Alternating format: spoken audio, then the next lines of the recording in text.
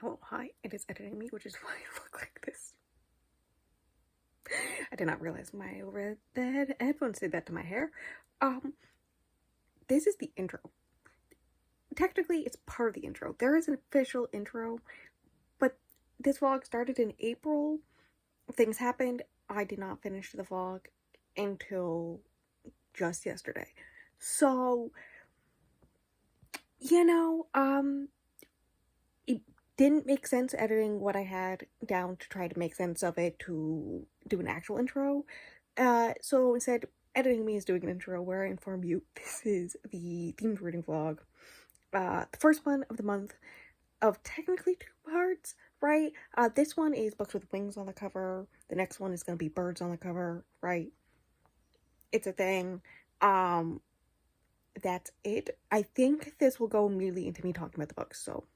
The first one we'll talk about is the one I'm probably going to read last, which is Crooked Kingdom. I guess you can see part of the face of the bird. So I guess you could count it as, it's 6 of crows. I guess you could count it as, bird, but it's mostly wing. It's the wing. I'm doing 6 of crows. Excited. I have that one as ebook, but I think it's on Everend. So there's that one. Quick rundown. It is YA continuation of the Shadowbone series, which I have read all 3 books of.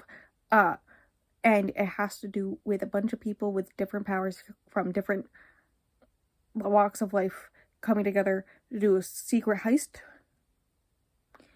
It's intriguing. I've heard a lot of people really like it. I'm excited to finally pick it up. It's been freaking forever that's been on my list. The second book I'm going to read is Red Rising, right? Which is the one, also been on my list for so long. I have the audiobook from Hoopla of that one, if I remember properly. And that one is a sci-fi where there's a guy who is working on Mars to terraform it and whatnot. And he's from the Red Colony, but those are like basically lower class, very much like Red Queen in that aspect. And he learns about basically indentured servitude, maybe slavery, I don't know. That is the Red class system. There we go. He learns the whole truth of it, and also there's like something about a lost love that makes him go, actually, I want to fight back. I'm excited to finally pick it up because I've heard great things about it. Literally, that one, 6 of Crows and Red Rising, I've heard great things. And then there's a third book, which is going to be the one that I read first because it's the one that I have from Libby as ebook, and then audiobook from Hoopla, so I can read in one afternoon, most definitely, is The Valkyrie's Daughter. And I heard good things like the first week it came out, and then I heard mid things to bad things afterwards. I just read the synopsis not that long ago for the TBR. I should be able to do this. Okay, there's a main character. She always dreams of being a Valkyrie, but it's not in her cards. But then one day there's an attack on her village, and she has a vision of her leading the Valkyries. And so she decides to make it happen. But in order to do that, she has to work with this other woman who used to be a Valkyrie, but defected, I guess technically, and works with the enemy side now. But they have to work together, but also lesbians. That was actually pretty fast and really well done. I'm proud of myself for that one. Anyway, I'm probably gonna start The Valkyrie's Daughter this weekend, if I know me. So, that's happening. That's the plan for this vlog. I will update you probably when I get halfway through Valkyrie's Daughter, if I know me. And yeah, exciting times.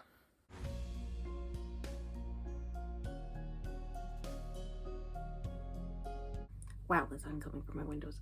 This is gonna be a fast update because I have sprints in 3 minutes. So no, you do not hear the dishwasher below me. So you remember when I said that thing about picking the book back up, and if I didn't, I won't finish it from yesterday. Me cut that in. So I'm gonna try to read the whole thing tonight because I think if I put it down and then try to finish it tomorrow, I won't. I will DNF it. So I'm going to try to finish it, but I will tell you now, there's no way this is higher than a 3. Well, here's the thing. The plan was, after I read the first 100 pages, play some video games for an hour or two, and then listen to the rest of it while I read along. And that was my night. That was my plan for the rest of the night. That was it. But every time I thought about picking the book back up, I just really didn't want to. And I think it's a me thing. And here's the thing.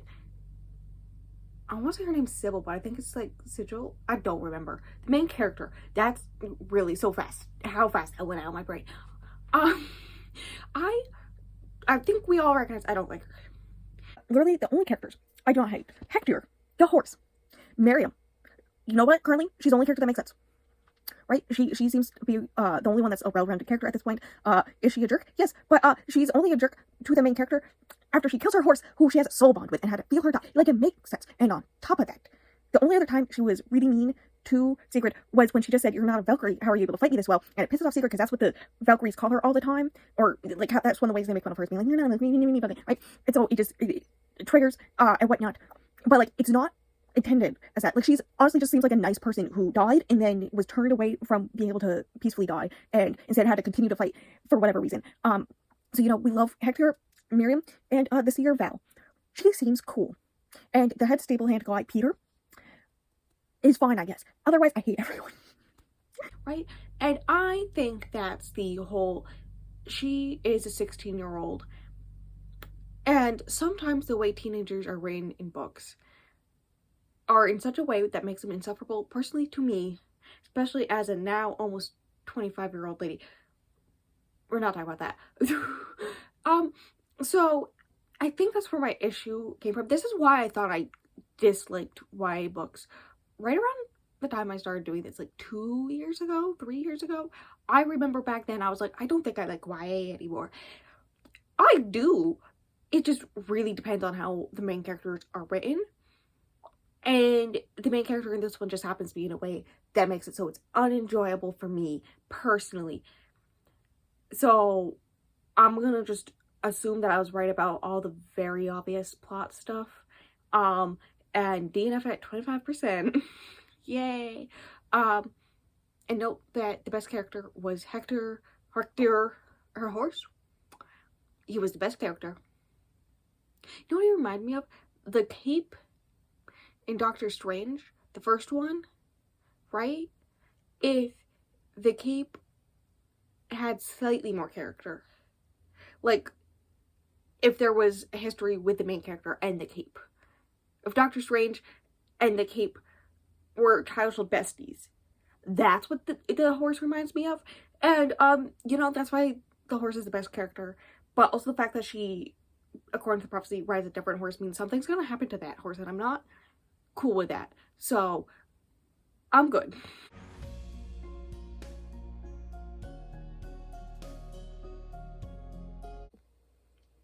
Hello. Hi.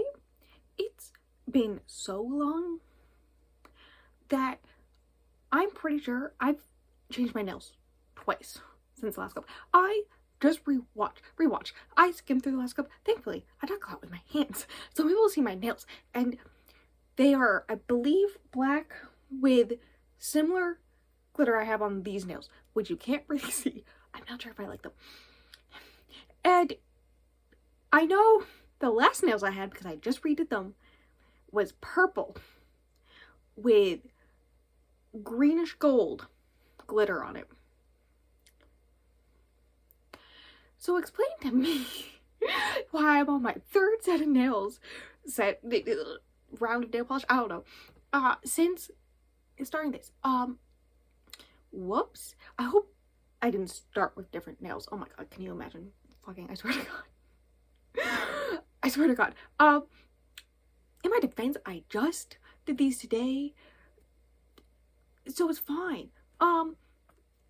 I think the moral of the story is, I think Red Rising actually may pull me out of this reading slump. Which is hilarious, because I didn't pick it up because I was in a reading slump, right? Now, that being said, could I totally read the whole thing by end of tonight, and I would have a great time? Because I'm about to go into details about part 1. And when I tell you the in-depth stuff that happened, just, yes, I could, but I also want to take my time with it, so I'm basically giving me until the end of the month, which is this weekend, this whole weekend that I'm currently recording it, right? So that's fine. And then I'll have still like a solid week to read 6 of Crows. There we go, that's the name of that one. That I still have not picked up. But I have gotten Crooked Kingdom from Libby. So I kind of need to read 6 of Crows so I can read that one in time, right? But Red Rising. So, do I remember the main character's name? No. Let me start with the atmosphere. We start, 1, the prologue, spectacular. 2, after the prologue, you get the first chapter or 2, which is very much world building, about the whole entire preparing Mars for colonization type thing. Which I'm pretty sure from the synopsis, I don't know if I brought up the synopsis in this, is 100% false. That's like a lie. They're telling the Reds, if I remember properly. But he like works in this dangerous job, like down in the mines, doing stuff that a lot of people aren't skilled enough or fast enough to do. He's only 16, and he's recently married. And basically, you get a lot of world building in all this, because you want to get the world building about his life and his background, like the death of his father being killed off, sentenced to death. A lot of crimes are sentenced to death. It's either whipping or sentenced to death, okay? So his father being sentenced to death and witnessing that as a child, right? His relationship with his wife and that whole thing. How his relationship with everyone else on his crew who is run by his uncle, who he doesn't approve of, because he thinks he's a drunkard. There's this whole thing where it is heavily insinuated that the uncle may have something to do with the whole entire background plot that I may bring up about the main character possibly becoming, like, people viewing him as the best chance they have of this revolution and having to do with the revolution, because the main character's father died trying to do like a peace version of a revolution, and they immediately killed him off. And the uncle is a drunkard now, and it's heavily insinuated that he knew what the main character's father was planning, what his brother was planning, and tried to stop it, but couldn't. And so it's heavily insinuated that he is guilty of not stopping him or joining him. And that is why he's a drunkard. And so because of that, he's protective of the main character, but the main character just views him as a drunkard fool who doesn't risk anything. And so then he takes things into his own hands, and how other people view him. A lot of the younger people view him as like super cool because he does this super dangerous job. But a lot of the older people are like, he just doesn't understand the environment we live in and how culture is. And we also learn a little bit about the hierarchy, about how there's like golds, which are like top tier, and coppers overlook the reds. And there's this copper who lives in the compound that all these reds live in, but higher up. And literally when he talks to them, he's all like, it must be nice to be able to just dance and sing and be so simple-minded that you can just do that and have fun. Can you imagine? We also learn about the laurel, which is this thing where basically everyone has quotas. Every group has quotas, and it's like this whole thing where if you don't meet quota, you basically just get basic survivals, like basically just flour and rice, and that's it. But there's also like this whole competition with the laurels, and the laurels, whoever wins that gets on top of your basic foodstuffs, like everyday things that is barely enough for the main character and Eos, like just the two of them. It's barely enough for just the two of them, right? Like she's skin and bones because she makes sure that he eats more and whatnot because he's doing this heavy-handed work, right? And also he's 16. So whoever wins the laurels gets all the food. Like the majority of the food, they get better stuff, better alcohol, all this stuff, better medical supplies, cinnamon, right? And so he is trying really hard to make it so they win the laurels. The same people have won the laurels for as long as anyone can remember, right? And so they're trying their hardest. he beats the quota. He beats the record. He gets the amount that he needs to in order to do it. He almost dies in the process, but he does it, and they're celebrating, whatnot. But it's all rigged, and the other people win still. And he feels bad, and he's initially angry, but like she talks him down. They dance, and then they bang-a-lang in a secret forest that's being built, but no one can use it, and so they're found trespassing, and they are whipped 48 times each. He goes first, her second, but she decides to sacrifice. There's this whole thing when they're in the forest where she talks to him about how if he just stands up for the people and for freedom, then they could actually win, because people look up to him so much because of the job that he does at such a young age, right? And it's very noticeable where he even recognizes it, and it saddens him, but he understands, where while the thing that he loves most is her and family, the thing that she loves most is not him, is freedom. The idea of freedom, this whole entire idea she has of what the future could be, and a better future for their future children and all this stuff, right? So with this whole thing, and so basically in one of the last chapters of part 1, which I knew from the synopsis she dies, she basically becomes the martyr. She dies so that he will stand up and fight, right? Further proving that like she cares more about this than him and all this stuff. Among that, when you are sentenced to death, there's this whole thing where the person, you can call up one family member to like say your last words to, and instead of him, she calls up her sister, which is important. So good times. Basically she sacrifices herself by singing the song that is illegal to sing, and whatnot. There's a gold there overwatching it all. Actually, I think there's technically 2 golds, but like one of them is like one of the top tier golds, like the greatest people alive, blah, blah, blah, right? And they televise the whole thing. And I think the next day the main character recognizes, hey, the recordings of this that they're showing on the TV, it looks a little edited weird, like it's cutting to black, it's showing more than it should, like her saying stand up for your freedom and stuff like that. That's a little weird. Anyways, he has a plan, and that plan is to go bury his wife. It is illegal to do so. You cannot be buried. They will leave you up for however long. When his father was executed, he was left up, I think, for like a month or something, right? That's what happens. And whatnot. And so, he buries her knowing that he will be executed for doing so. And so the next day, that is what happens. That's how the last chapter of part 1 ends. It is him being executed for burying his wife, who was executed on purpose to be the martyr for him. And he recognizes this as he's about to be pulled down, because like Mars gravity, so like someone has to pull you down, right? And so he recognizes this. I think also there's like a whole thing where he was the one who hold her down. It's his uncle who does it to him. But he recognizes, he calls up the person who he talks to, family member. His last words is Eo's sister. He's like, hey, what did my wife say to you? What were her last words? And she said that she said, I love you, to him. And he's like, that's suspicious. That's weird. I'm going to choose to believe her. But it's like weird how she looks to his mother. And like how they're keeping the secret from him even when he's about to die. And it's like heavily insinuated that they were both in on the whole entire fighting for freedom stuff, right? And possibly the uncle as well.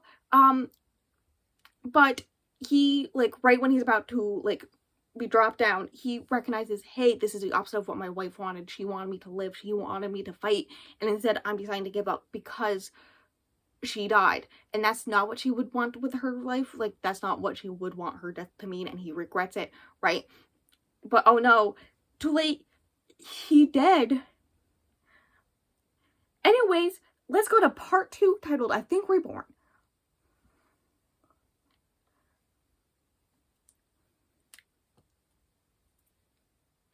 Obviously, it's spectacular. I'm gonna read probably part 2 today, and maybe 3 and 4. I think there's only 4 parts. I hope so.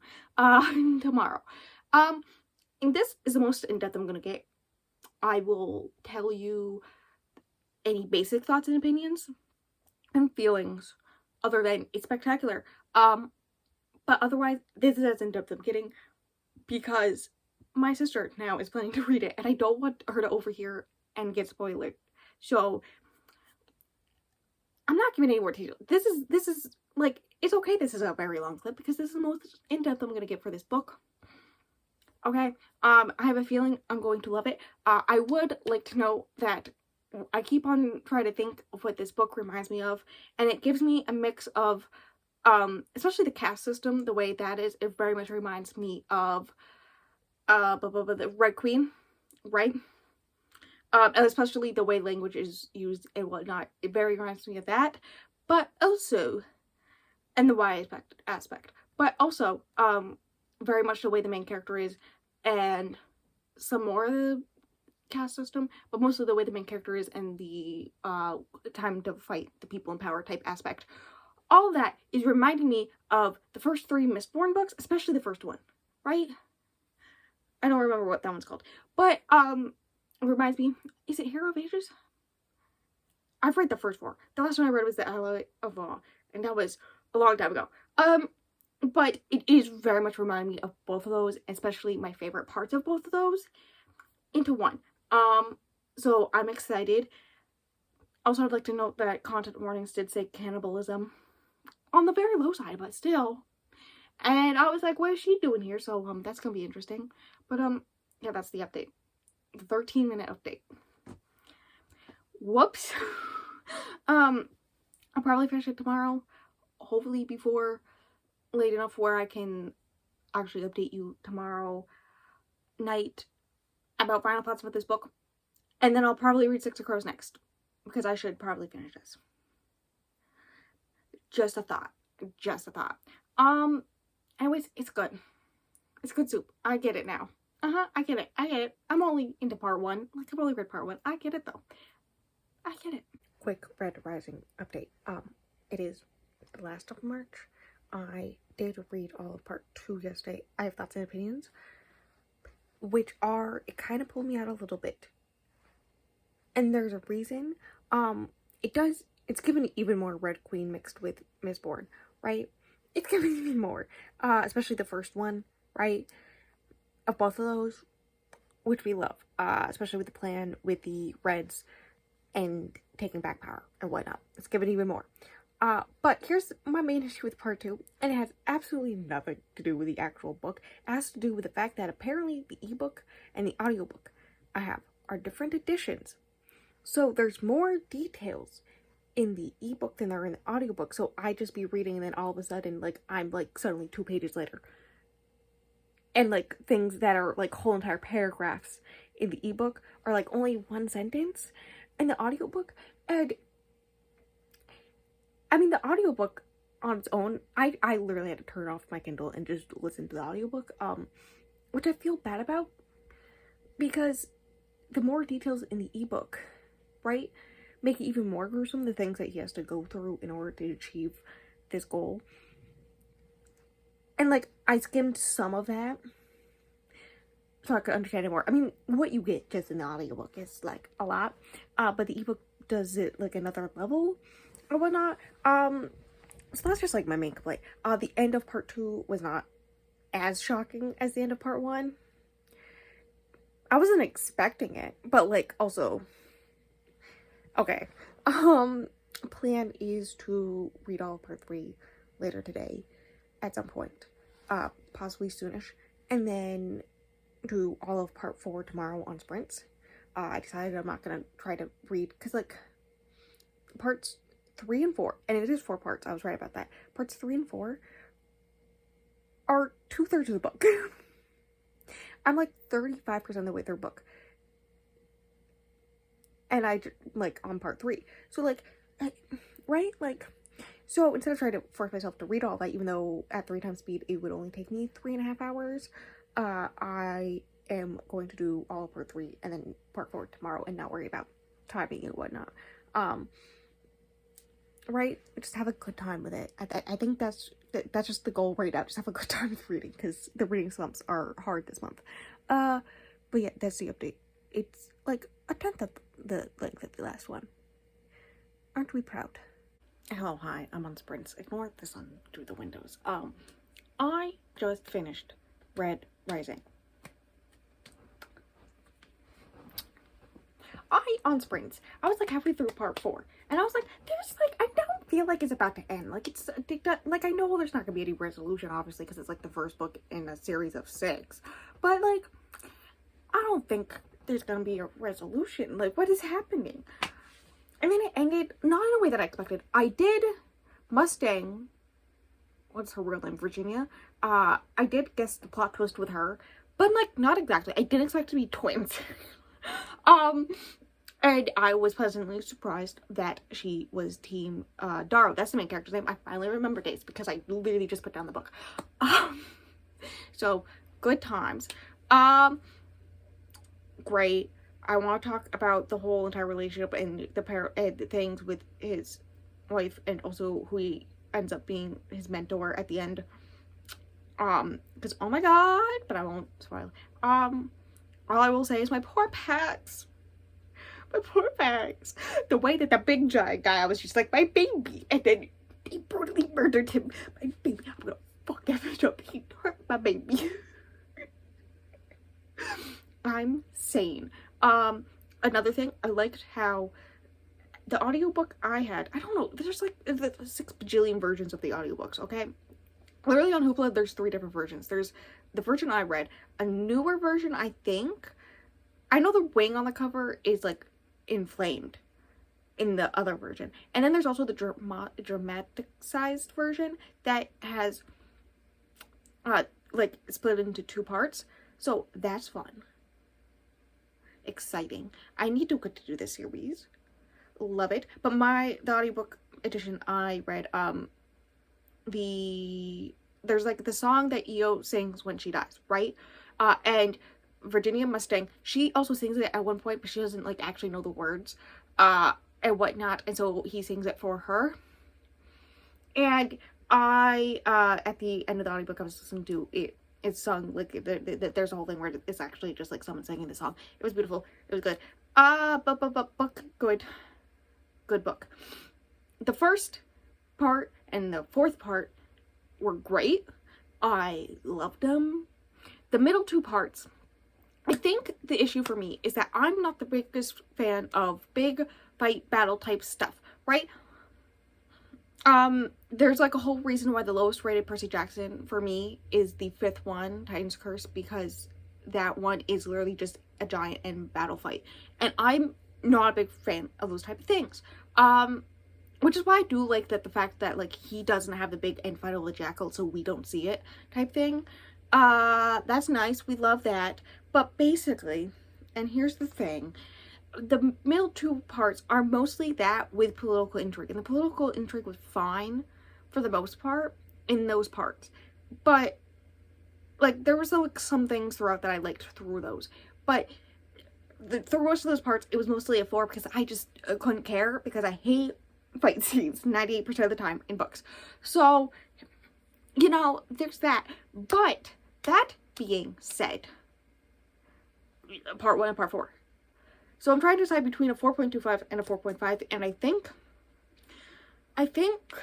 I'm gonna go with 4.5. Yes? Maybe? I don't know. If I change my mind, I'll tell you next time when I finally start 6 of Crows, which will hopefully be soonish. But yeah, that's my thoughts and opinions on Red Rising. Good. Beginning, great. Ending, great. Middle, pretty good. The way I brought 4 minutes down to 3 sentences. Yeah, that's me for you. It was good. Thank you, Bestie's boyfriend, for telling me to read it and move it up on my timeline. I appreciate you. And with that, I don't think he's gonna watch this, but with that, I'm gonna go. I'll update you when I start 6 of Crows, okay?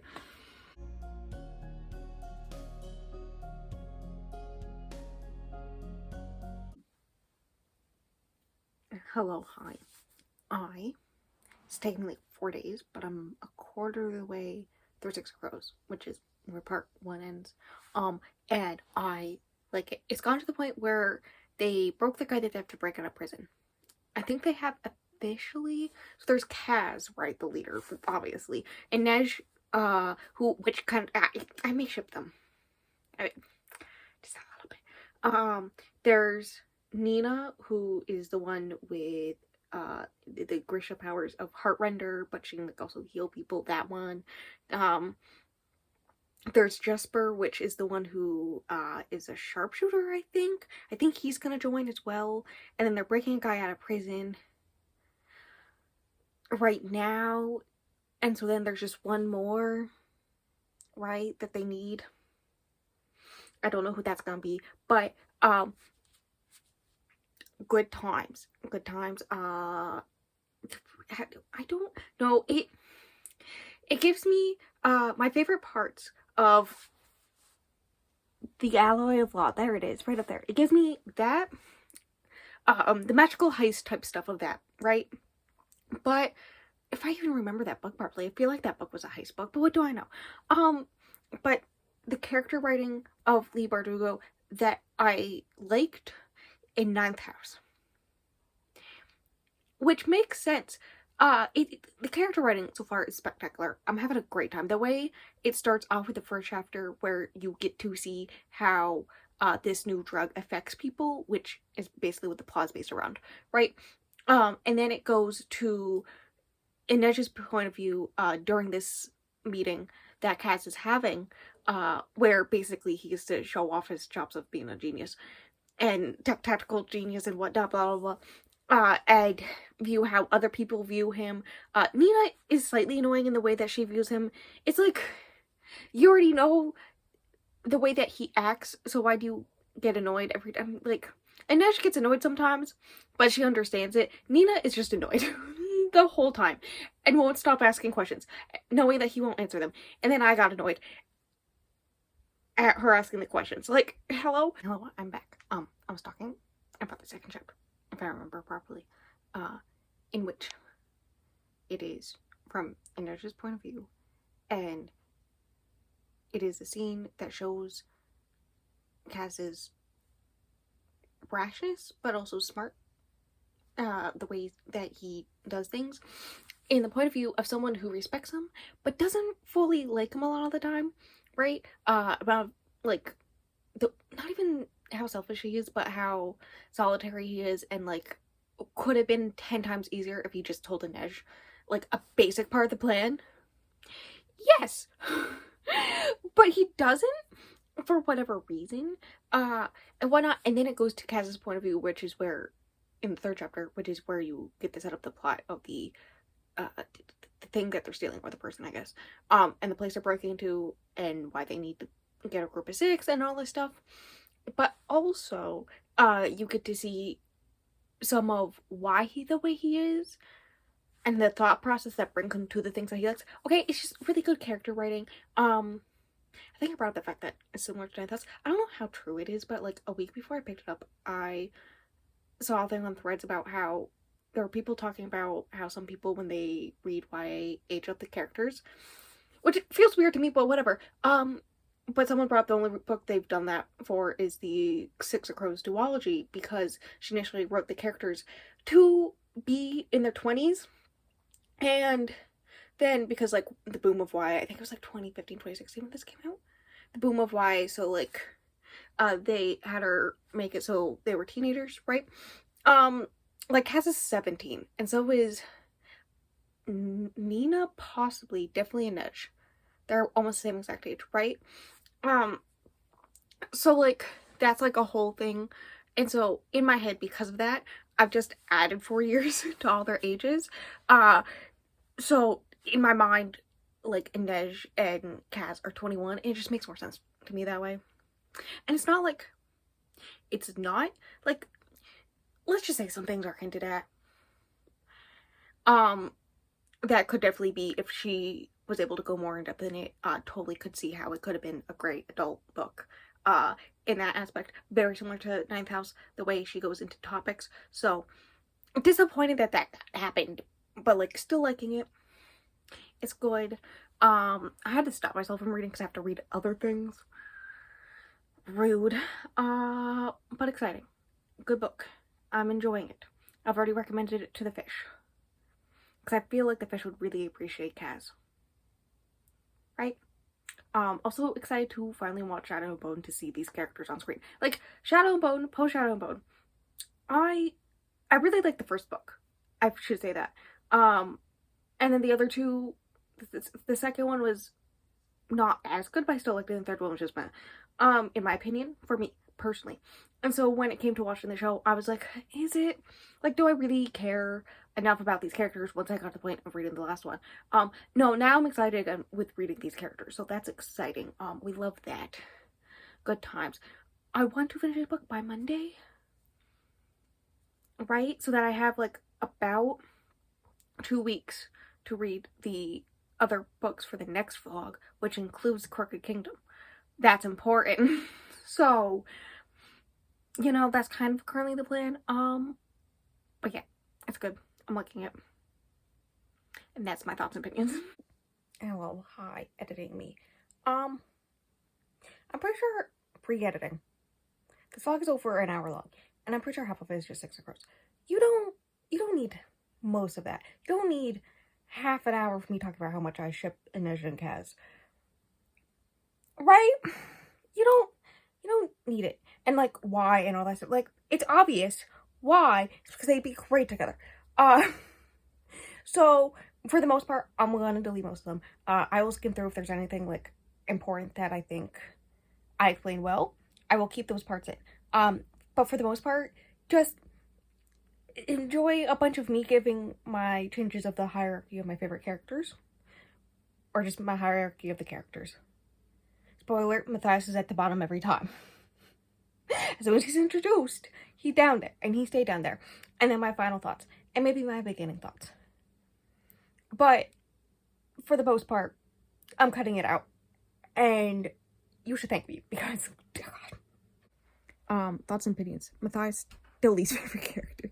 I can see how she could easily set it up, with, like, the fact that he's secretly just, like, a nice guy, who was, with his upbringing and going into this force, that hunts down Grisha, that he had to bury that nice guy stuff down deep, and with the help of the crew, and especially Nina, he gets it back, and he's redeemed.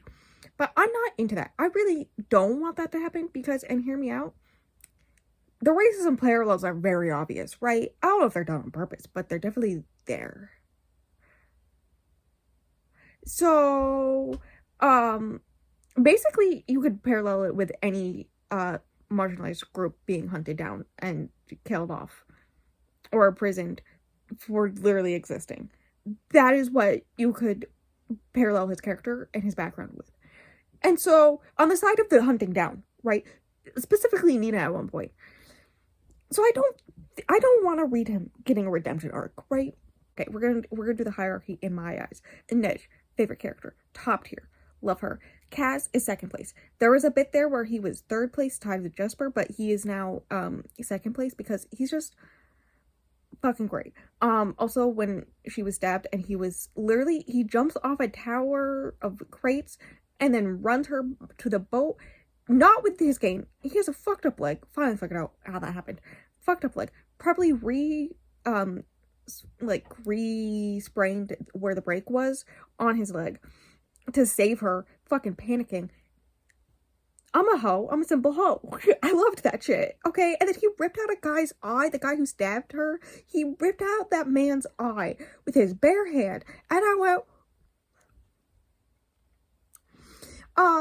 so obviously I love him. Third place, is Jesper and Nina tied, which fucking miracle. Because remember last update, I'm pretty sure I brought up the fact that I liked Nina the least. I hadn't met Wyland yet, who is in fourth place because I don't know much about him.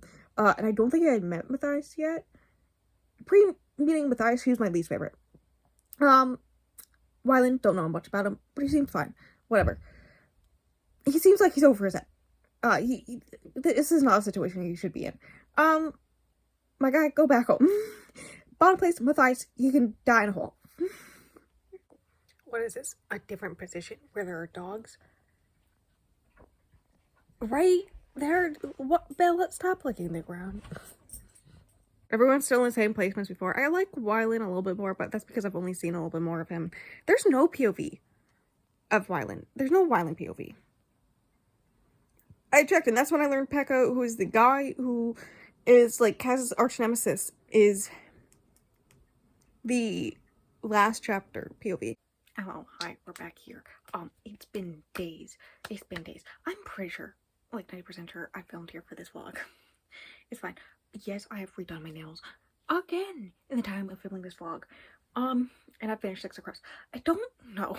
I was for the first 4 parts. After I finished a part, I would update, but it was like for excessive amount of time each time.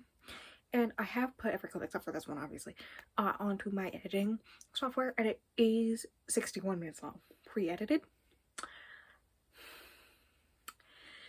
So I may cut some of it out. Hopefully most of it out. Hopefully you will not see most of it. You don't need to know most of it. If anything, the most I will keep is me giving different hierarchies of my favorites. Matthias is still last place. Okay? But she did, I don't know how Lee did it. I don't know how she did it. But she did low-key make me like him at the end. And I love that. When I did briefly think he betrayed them, I was freaking out. That was a thing. So that's fun. But yes, I finished book good. Literally I was on the second to last chapter, and I was like, how is this gonna set up the next one? Because like things were going good for the characters. They actually got out. They did the thing they were supposed to do. They got to the place they needed to be to make the trade. All this stuff. I was like, okay, there's a sequel, obviously. How is that gonna happen? I was right to be worried. And I was right in the way that I was worried. And apparently we're starting a war in the next one, all for Inej. And I love her, so I understand, Cass, I understand. I love her too. I love her too. Literally, I love the fact that, like, I would be worried that, like, something was happening in the plot of the heist aspect. And then, no, this was actually plot of the heist. Like, this was planned already. We just didn't see that part. And I was just like, every time I was like, damn, that was good. The writing's spectacular a lot of the times. I get Kaz's past and why he's the way he is now. Okay, I get it. I love Inej. I really like Nina and Jasper and Wylan. I don't know enough about, but I do really like as well. I think he's on par. Like, the 3 of them were 3rd place all at the same time. And then Matthias is just down on the bottom.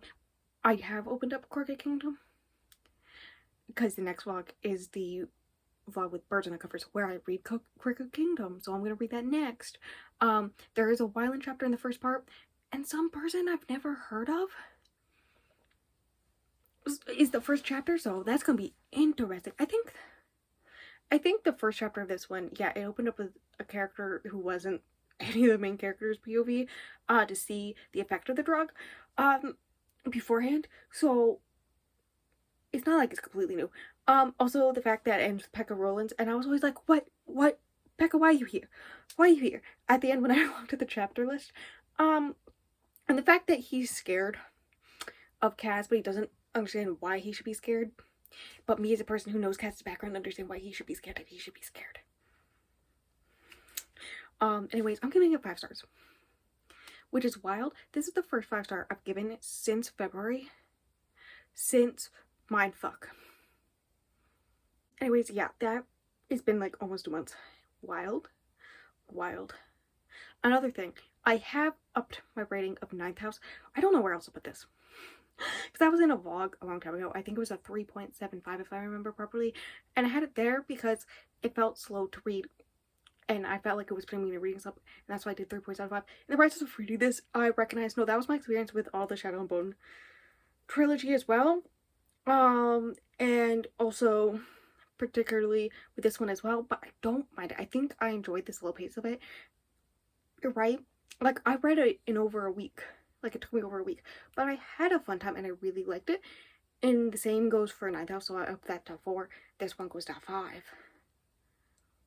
I should have read this such a long time ago. I've read the 3rd book in Shadow and Bone in 2022. It's been 2 years, almost exactly. Why am I like this? Why am I like this? It makes me just excited to watch the show just so I can see my boys. Nej. Oh my god, is Nej in the show? I hope so. I love Nej. Anyways, that's the end of the vlog. I'm keeping it short. Because one, I've already talked too much about this book, and two, I've talked too much in this vlog. And also this vlog has been going on for so long I don't even know what happened anymore. I DNF'd a YA book where the YA main character was written in a way that was not enjoyable. And then which was the Valkyrie one. And then I read Red Rising, which was a YA character that I did like the writing for. I didn't make this joke on here, I'm pretty sure, but I did make a joke about it on my Threads book tracker thing, that the whole competition thing that they were playing, where they're all like different factions and whatnot, I made the joke that they could have just played Civ 6 instead. And I stand by that. I know, I mean, technically they could have played any of the Civilization games, but that's the one. I actually own the 5th one too, I think. But I played Civ 6 the most, so. And then that one I gave 4.5, and then this one, obviously 5 stars. I'm gonna go immediately read Quirky Kingdom. Like, I already have the audiobook from, or not audiobook, ebook from Libby. It's already downloaded on my Kindle. I already opened it on my Kindle. I'm gonna start that tonight. So, if you want to know my thoughts and opinions about that book for probably way too much talking, that will be in the next vlog next Wednesday. All that jazz. Yeah, that's it. Do all the things if you want. All the links are below. We Twitch a lot recently if you want to see that. I am posting them on the YouTube channel, this channel, Friday nights, but like we're already like if I schedule them weekly, we're already up to June with how much I've been playing, so yeah, that's the thing. And until the next video.